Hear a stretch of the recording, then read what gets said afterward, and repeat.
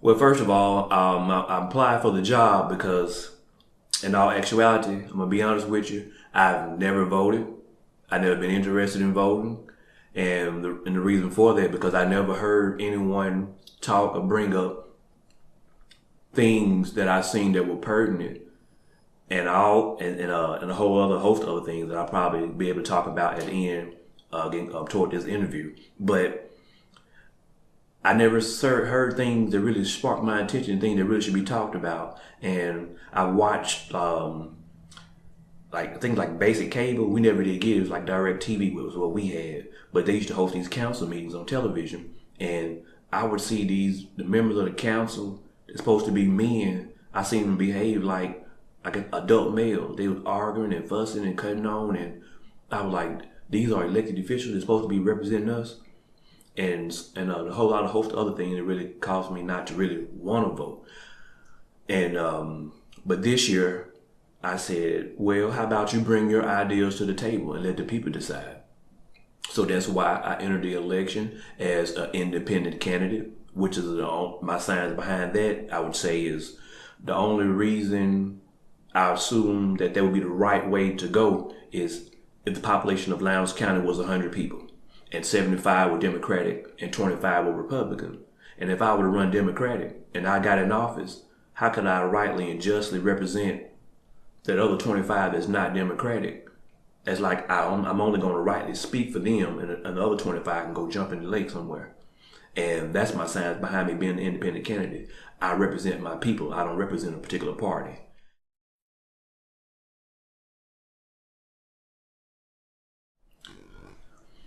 Well, good one. Okay. Well, I would say issues that need to be addressed. I would have to say that I would like the citizens of Lowndes County to get off I guess I could coin it this way, a moms and pops definition of what crime is. Everybody, of course, sees what's going on and what's in the news and the burglaries and the shootings. And I want to educate and inform them on another level of what I consider as being crime. For instance, we're going to use the hospitals, these doctors. For instance, you have a doctor, he has 10 patients on his floor and all females, and they are all pregnant. And he owed a $60,000 note on something. Do you know what's going to get ready to happen? If you don't know, some of you do know, but 6 of those women fixing to get ready to have a C-section at $10,000 a pop, knowing that none of those women actually need a C-section, but because he knew that, hey, here's some money that I can make. Those are levels of crimes and things I want to, and a heap of other things that caught my attention that I see that's going on that really need to be addressed. And of course, the burglars and things that's going on, that's crime, but there's a whole nother level of crime that's going on that really needs to be addressed in the city. And hopefully that answers your question and that neck of the woods. And hey, I'm any more questions, I'm here.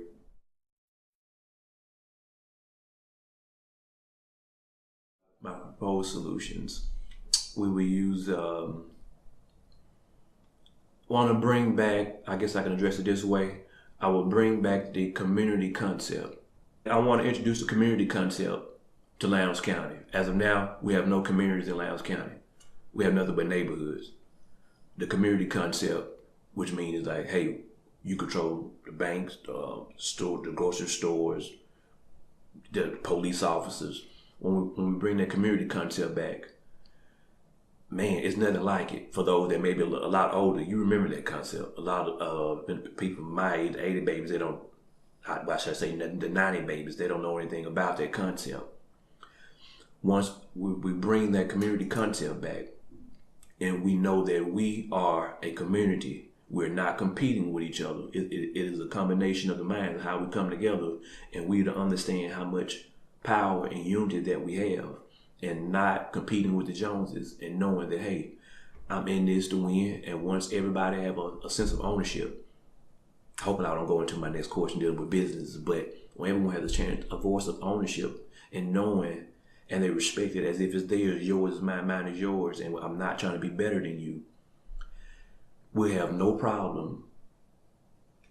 It was a time that we would be able to just go off. Your neighbor will go off and pretty much leave the door unlocked and say, "Hey, I'm fixing to go to so and so. Hey, watch all the kids here. I'm leaving the door unlocked."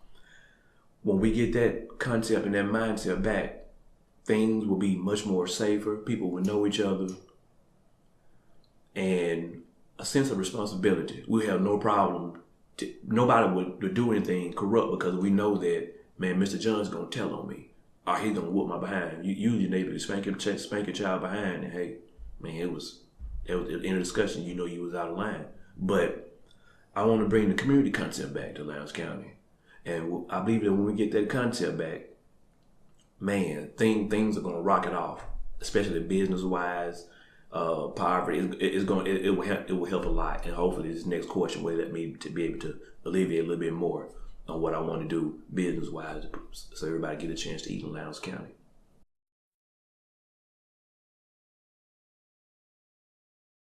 Yes, crime.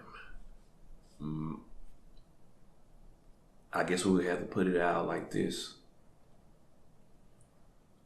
According me being an elected official, is my influence to remind the people that when we speak, that we represent you. And this is what people are bringing to me. I'm not giving you my mindset right now. I'm telling you, for me going door to door and knocking and talking with people, I have citizens telling me that they have been to the office and reported it and turned in certain things before things happen and certain activities, and they're not seeing any actions. And it has to be a concern on both sides, on the elected officials, including the round table, the councilmen and the police officers and the citizens. The citizens tell me that they are going and telling the officials where the drug houses are, how the garbage, they have no electricity, and how the garbage men are picking up trash at their home as if someone is staying there, and they don't pay taxes. And she said I want to say she's been there twice.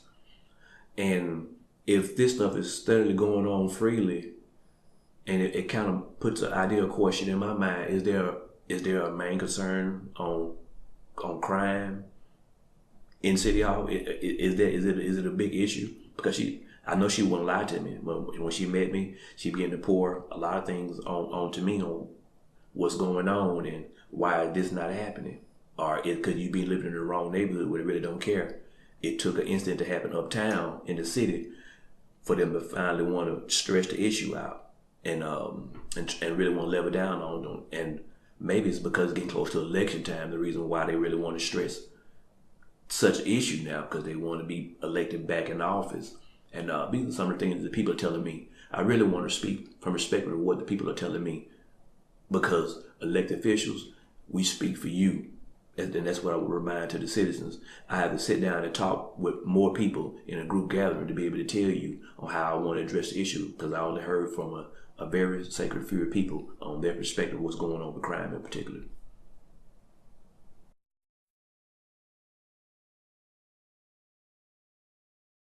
Glad you asked that. That one would be, I would say, I'll level it break down like 1, 2, and 3, or maybe I just talk them out. From the get-go, it takes the citizens of Lowndes County. They play a great part, whether they know it or not. If I was getting ready to come in to bring in a job, and I host a job fair, and hey, and if you guys tell me 1,000 people is going to show up, I have to I'm paying my top people to come down and set up and get everything set up. And when they come, everything's set up, and only like 125 come to the job fair.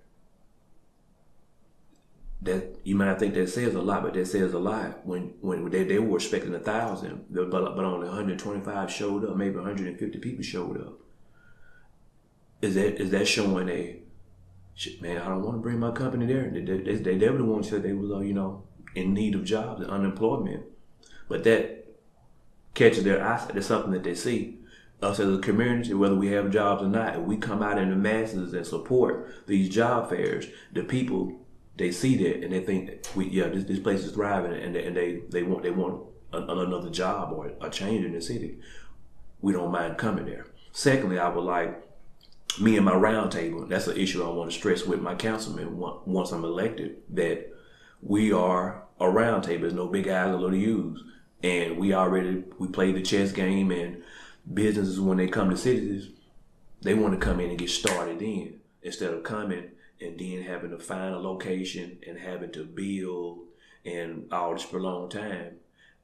With me and my roundtable, I would say we'd already played chess, and we have, for instance, a spec building already built and set up, other than using one of our vacant buildings, if it fits the needs for the category, what this job may need. But by having a well-known place already built for a company to come in and start up right there, companies also, that intrigues them, that where they can come in right now, boom, start putting people to work.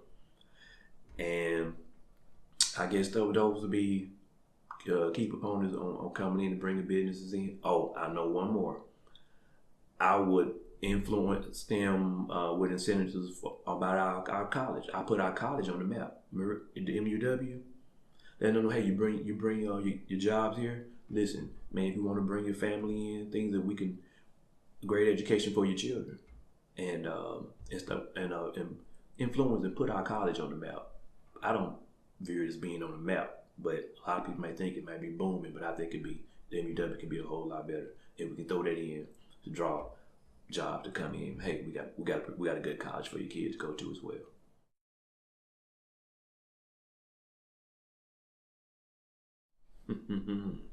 Why would I be the best choice? Well, number one, well, forget the number one. I'll tell you this: I am not for sale.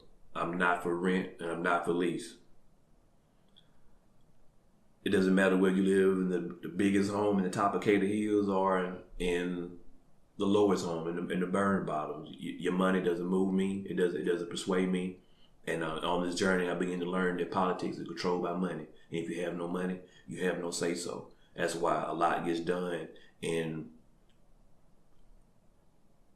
I guess you would say, bigger parts of the city, and then whether in the lower parts, because they're the ones who fund the campaigns, and the little people don't ever fund the campaign. So if you're not funding a man's campaign, that's why things never get really done in your neighborhood or your roads or as quick as others. That's something that I learned. And that's why I'm reaching out to you, that I will represent the people. I don't represent a party. And listen, I'm straight down the middle.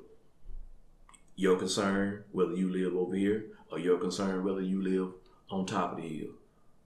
Well, I guess they say the rich people live. I'm not for sale, and I will rightly divide what I bring to you as a just man. And if we're ending on this note, I want to let you all know that this 2017 presidential election, people thought how important it was going to be to this world. This 2017 election for Lowndes County this year is going to be very vital for this city. And it's all up to you all.